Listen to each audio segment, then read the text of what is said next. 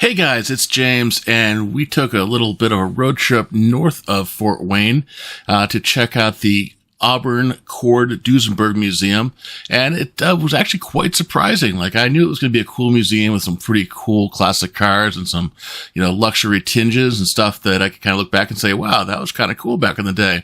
But what I did not expect to see was the fact that this is actually the headquarters of the company, and they've remodeled it to set it up like an actual dealership from back in the day. So like you walk in and it's just this beautiful Art Deco-y luxury feeling, and you kind of sit there and go like, wow, so this is what it must be like for, Daisy and Gatsby and stuff when they got out and they bought their cars.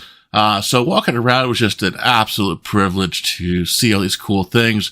But what I didn't expect to see was the fact that they had, planes, the fact that they talked about the history of the personalities. They talked about the history and the evolution of why Indiana evolved as one of the early pioneering automotive areas. And I just didn't realize that when I first saw it.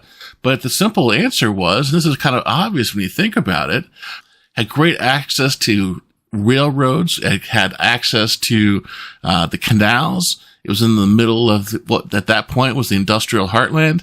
And so on top of that, the buggy industry had started there. And then as the buggies kind of transitioned from horse-drawn carriages and horse-drawn trucks and horse-drawn farm equipment, well, guess what?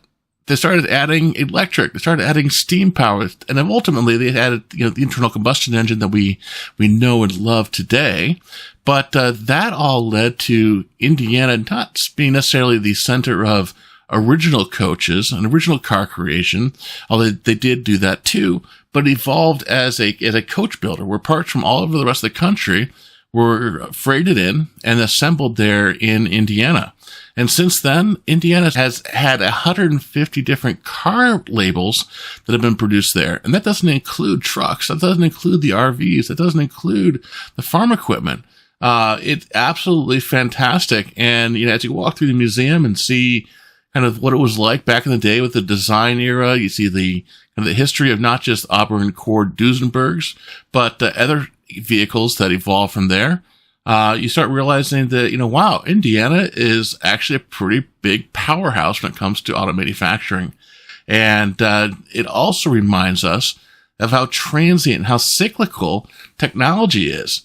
Because when you think about it today, 6 months ago or 6 years ago even, you might have thought of like the big three, that everything was going to be Ford, Chevy, Chrysler, forever. But you look around today and you see all these EV startups. You see Chinese manufacturers coming in. You see American electronic startups coming in for EVs that are starting to realize like, hey, there's a paradigm shift that's happened.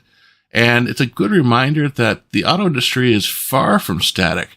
And so if you love cars, if you love trucks, if you love automotive history, even if you just love, the Hollywood glitz and glam and enjoy watching these cool cars and, the old gangster movies and the old, stuff from, like Great Gatsby, then this is the place to come. So I can't wait to go back, and I want every one of you guys to go as well. So if you're going to visit Fort Wayne, make sure you add this as a stop as well.